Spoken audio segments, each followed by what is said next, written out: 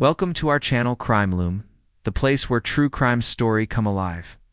Every day, people walk past strangers without a second thought. Faces blur together. No one stops. No one looks twice. But what if one of those faces is hiding something dark? In a busy city, surrounded by noise and movement, a killer walks freely.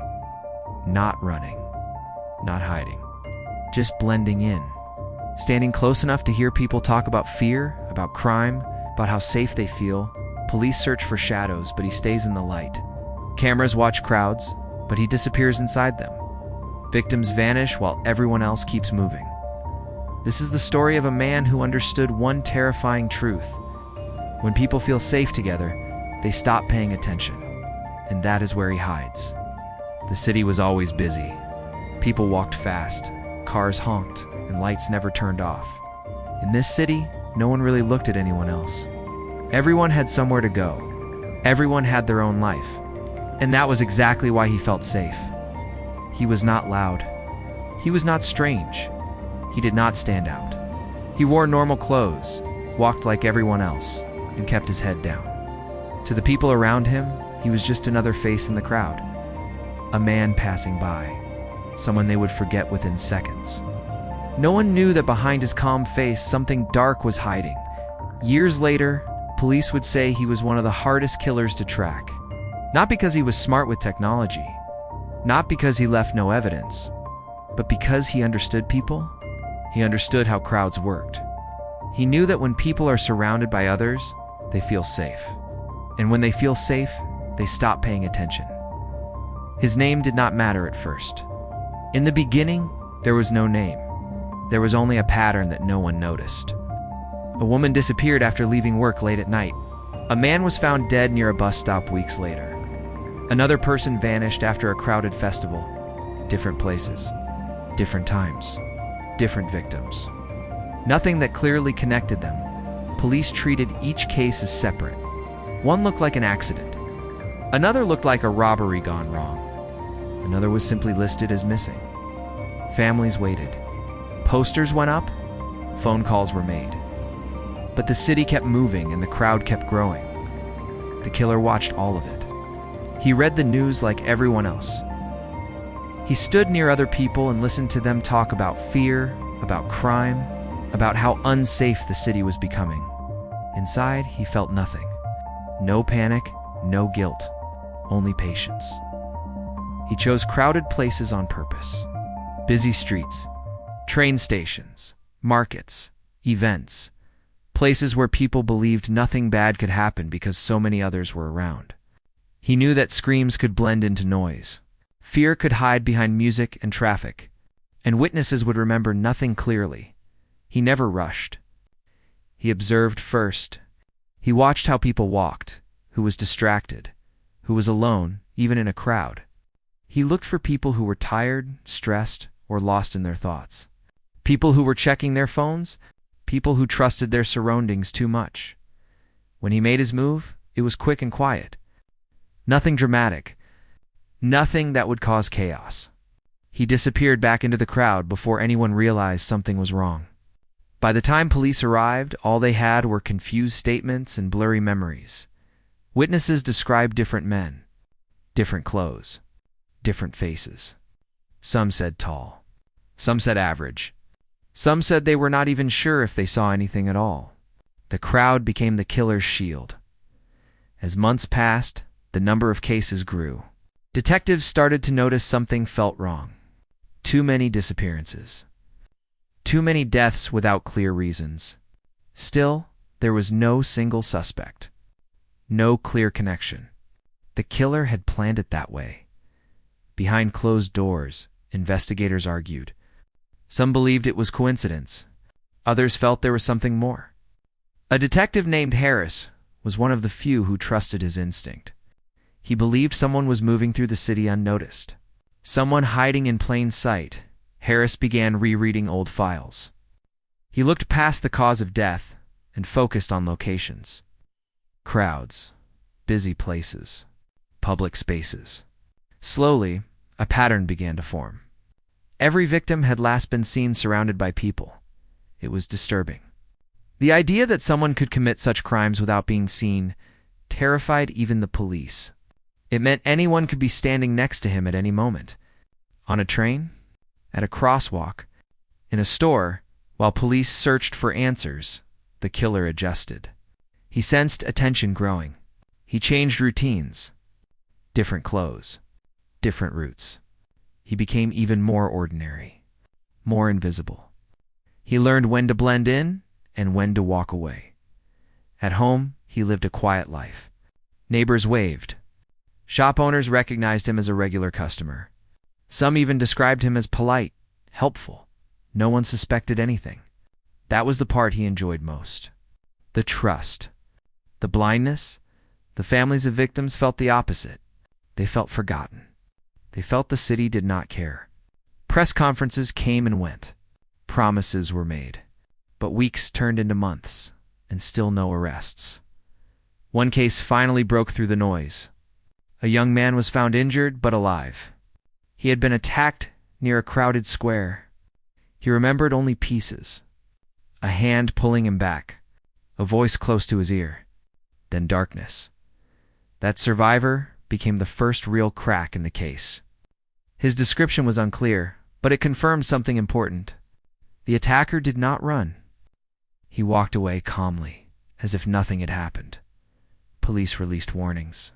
Be alert. Watch your surroundings. But the truth was uncomfortable. The killer did not look dangerous. He looked like everyone else, and somewhere in the city, among thousands of moving bodies, he continued to walk freely, passing police officers, standing next to future victims, listening to people talk about him without realizing it. He was not hiding in the shadows. He was hiding in the crowd. The survivor's statement changed everything. For the first time, police knew the killer did not panic. He did not run. He walked away calmly, as if he belonged there. That detail stayed in Detective Harris's mind. A person who feels fear tries to escape. A person who feels control blends in. Police began reviewing security cameras from busy areas. It was a slow and painful process.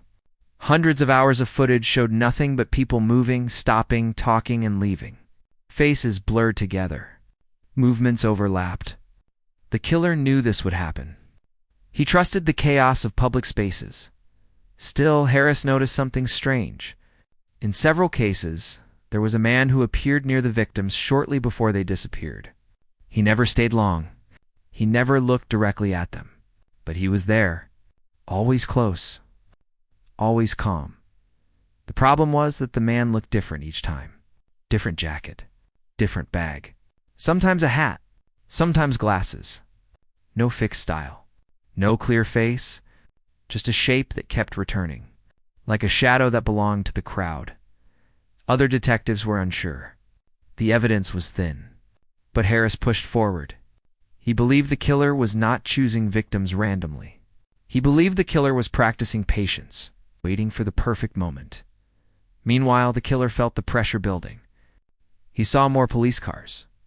More cameras? More warnings. The city felt tense. But tension also brought opportunity. People became distracted by fear. They rushed. They looked over shoulders but missed what was right beside them.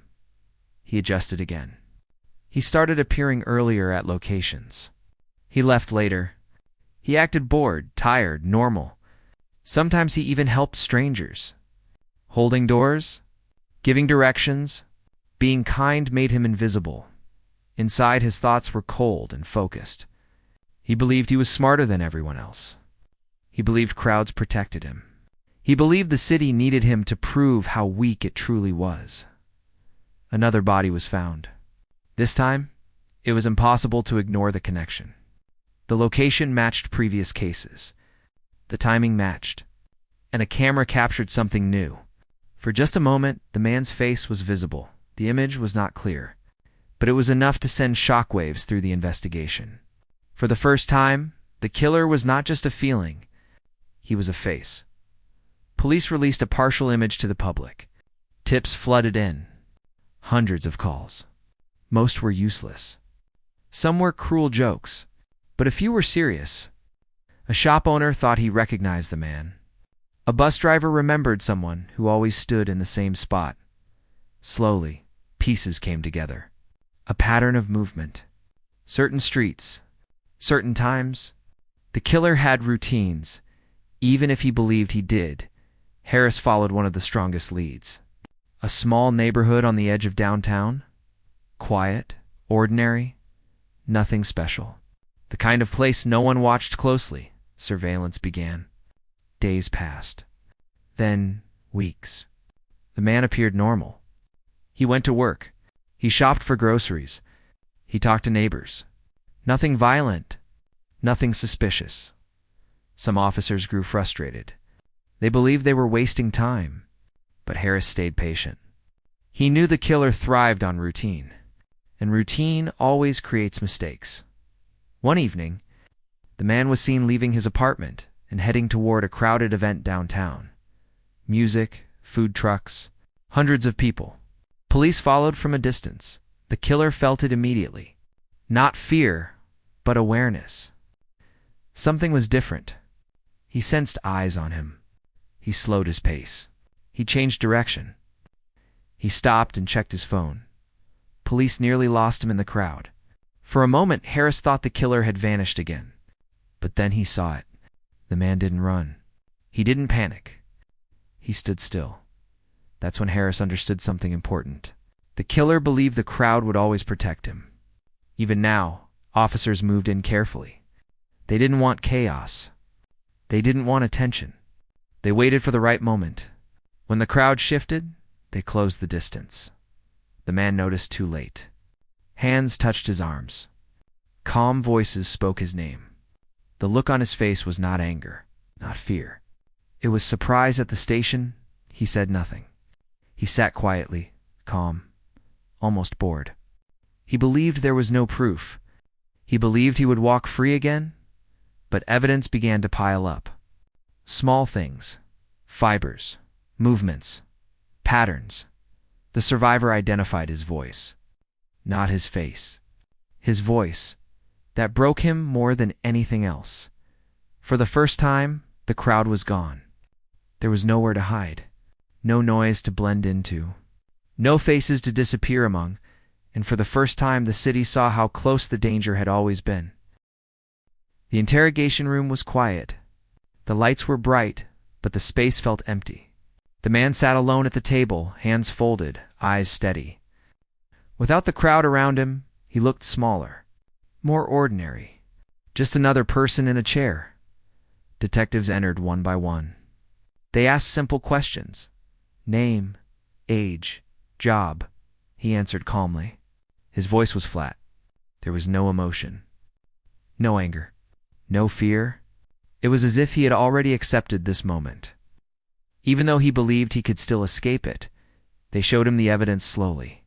Not all at once. Camera images.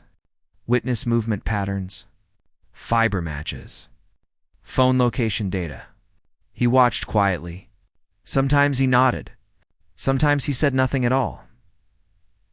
What surprised the detectives most was how normal he sounded.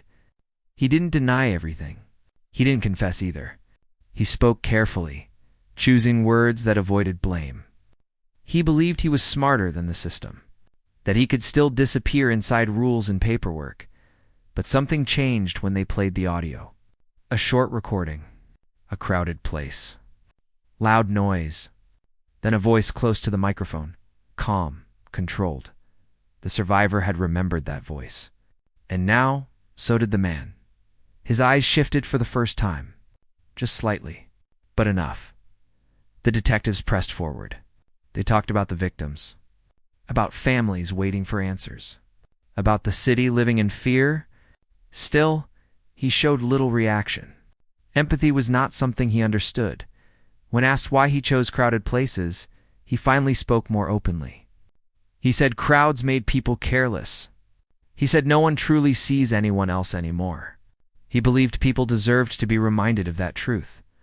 Psychologists later explained his thinking. He felt invisible his entire life.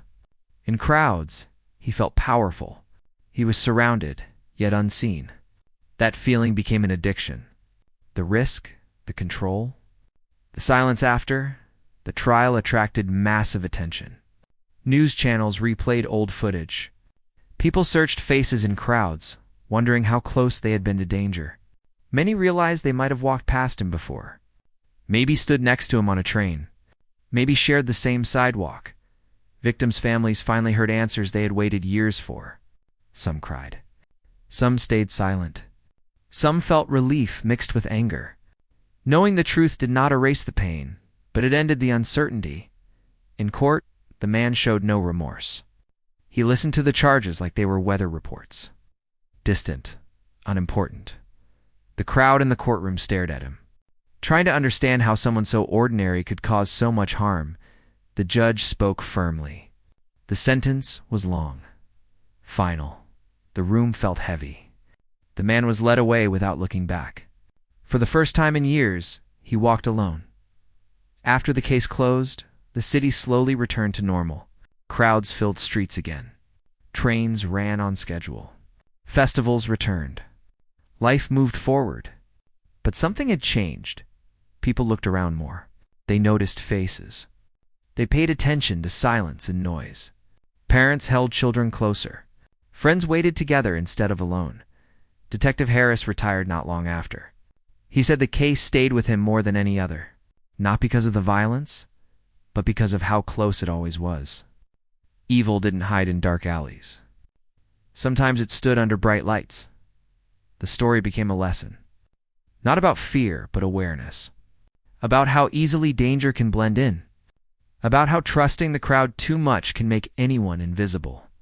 The killer believed he was protected by numbers, by movement, by noise. But in the end, it was those same patterns that revealed him. The crowd that hid him also exposed him. Somewhere in the city, people still pass each other every day. Most are harmless. Most are just trying to live. But the case remains a reminder. Not everything dangerous looks dangerous.